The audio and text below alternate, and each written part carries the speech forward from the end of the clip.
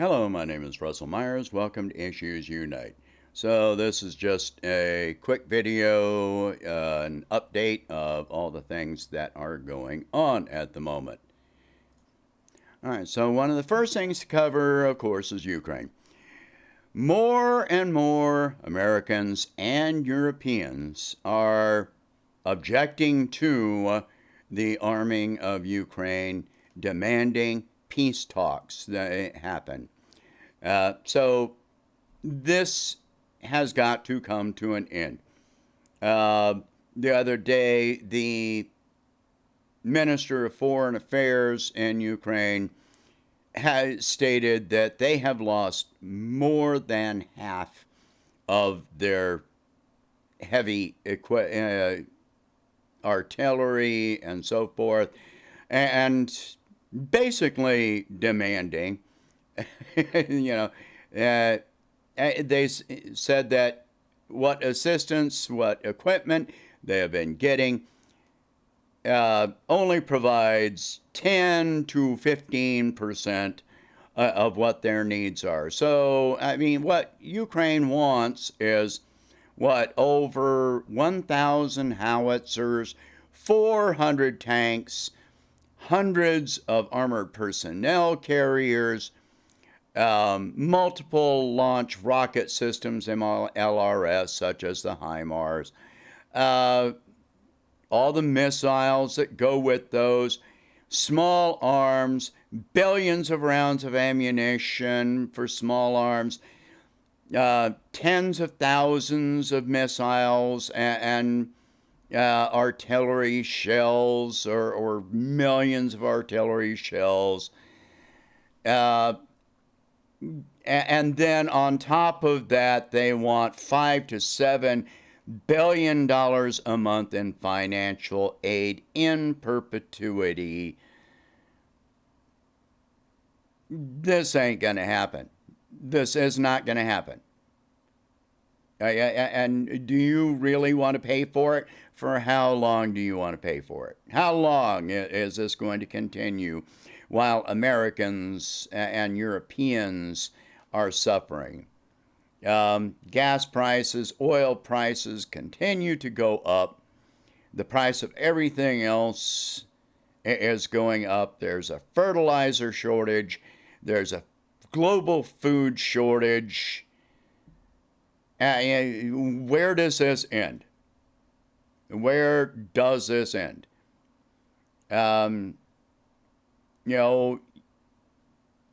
Russia had cut the gas supplies to Germany because they cannot get their turbines back from Canada. And of course, Europe is saying, no, that's not because of technical issues. That's because of, politics. And okay, so if they keep running the turbines that they've got at full speed, sooner or later, those turbines are just going to completely break down. It's a better option that makes more sense for them to slow the turbines down to reduce the wear on those turbines so that they can continue sending something.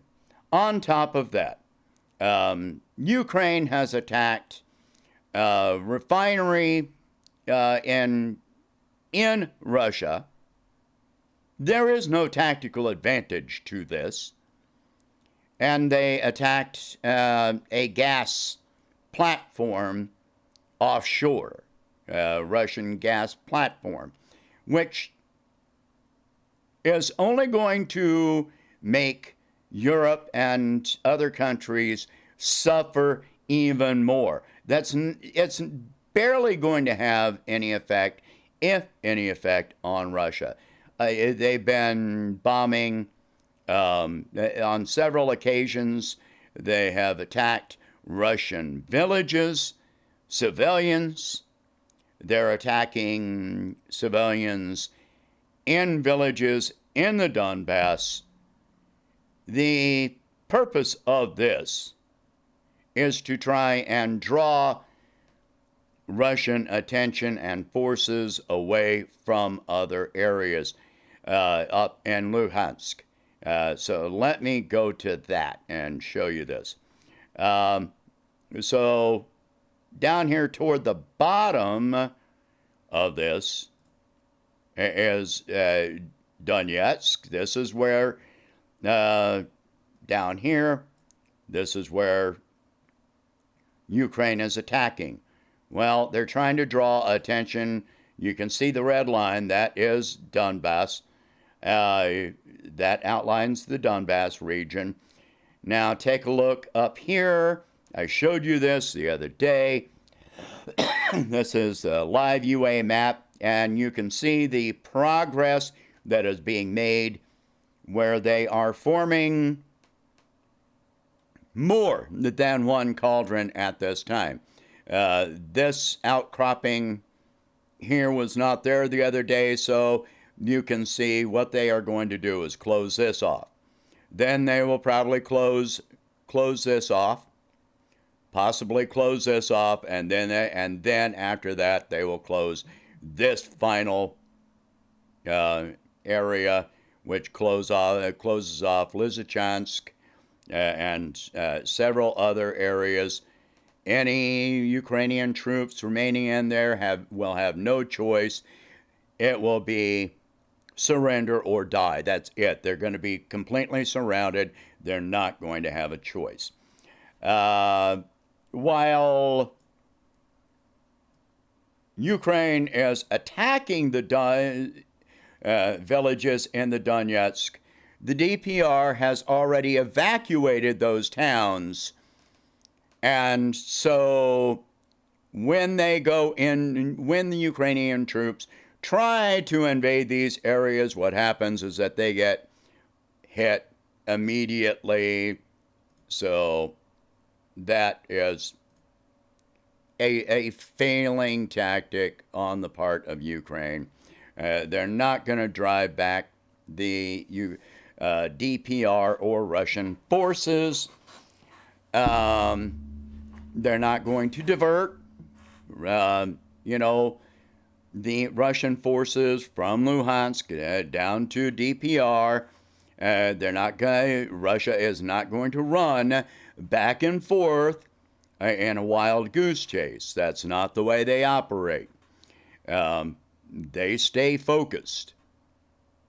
So this is all going to come to an end at some point. More European leaders are trying to encourage Zelensky to negotiate. And by the way, they said that they will probably approve Ukraine for European Union candidate status. This is kind of like, you have been pre-approved to apply for our credit card. There are all kinds of standards that they are going to have to meet to actually join. Part of that is that they have to end this war. They have to rebuild. They have to have a functioning economy. None of this is going to happen for years. And then they have to address the rampant corruption in their system. Again, Ukraine is historically, since 1992, Ukraine has been the most corrupt country in Europe and one of the most corrupt in the world. You don't have to take my word for it. This has been reported in Bloomberg. This has been reported in The Guardian. This has been reported over and over for years. This is not something that is Russian propaganda. This is not something that is being made up. All right, so next, Texas is talking about seceding from the United States. Their proposal is a libertarian wet dream. There is no way, let's say that they actually do it, okay? Texas already takes in more U.S. federal money than they pay out. Texas is a welfare state for damn good reason. I am from Texas. Texas has got rampant poverty. Just the other day, the Odessa had to cut off their water for 3 days because of infrastructure problems. Last year, they had a complete blackout because of infrastructure problems. They want to completely privatize all utilities, do away with public utilities, ban all abortions in the entire state. Anyway, they want to be able to ignore all executive orders and all government mandates regarding infectious disease. The whole proposal is homophobic and transphobic. What they want is basically a theocracy. And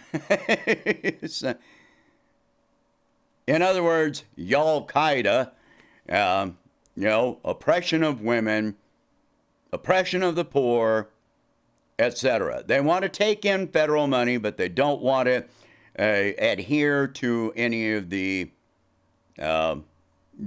requirements of federal government at all. Basically, they want to do away with any limitations on the Second Amendment, any limitations. So if you want to walk down the street with an M60 machine gun in Texas, they want to say that that's completely okay.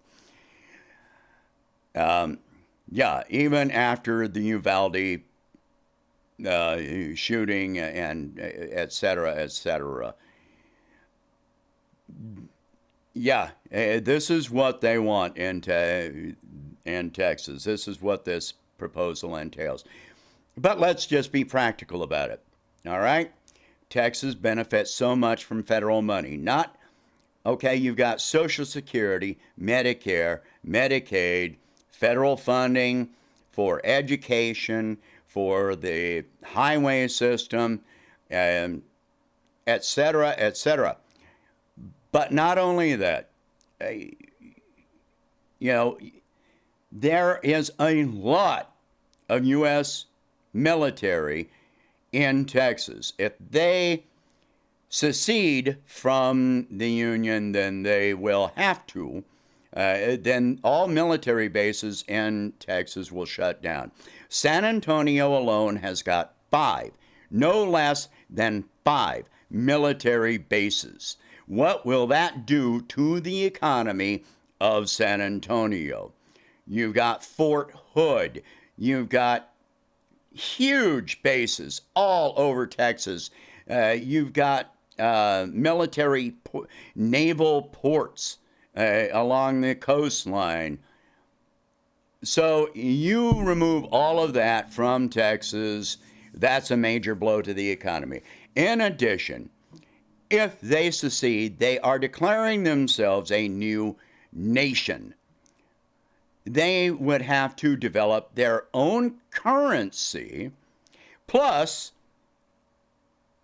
U.S. trade agreements will no longer hold. Oh, and by the way, they want to do away with all trade with China. They want to do away with all trade with China. They want to withdraw from the UN, withdraw from the World Health Organization. Anyone in any way that tells them to do this. Okay, I can understand putting some limitations on what the World Health Organization can tell you to do. I agree with that. There's a difference between putting limits on and completely withdrawing from these organizations. This is foolish. This is absolutely foolish. Transportation in and out of Texas, that means you will be crossing national borders. That means you're going to have a passport to go through Texas. Good luck with that. Let's see how that turns out. All right. Stock market, the economy. Like I said, most Americans are against continuing to fund the war in Ukraine. They are more concerned with our own economy. The stock market is tanking. Like it or not, the stock market is coming down. Let me go to that here. All right, here is the stock market for today, right now.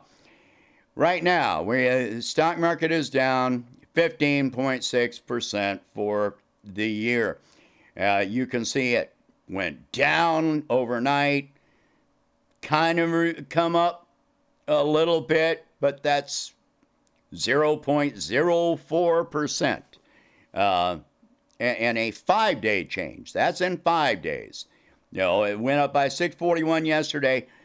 So that's in a 5-day change. That is, a 0.04% drop in 5 days because it fell so much last week.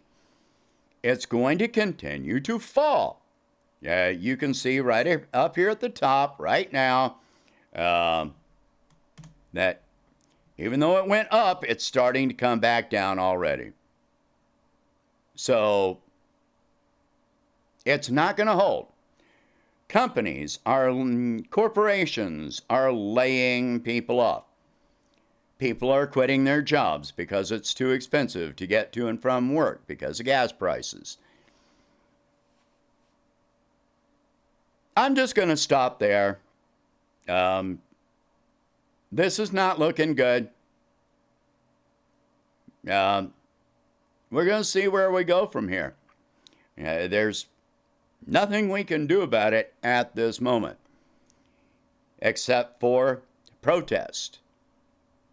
Right? Call your elected officials. Anyway, share this video. Talk about these subjects. If you can, please donate whatever you can to help expand this channel and my presidential campaign.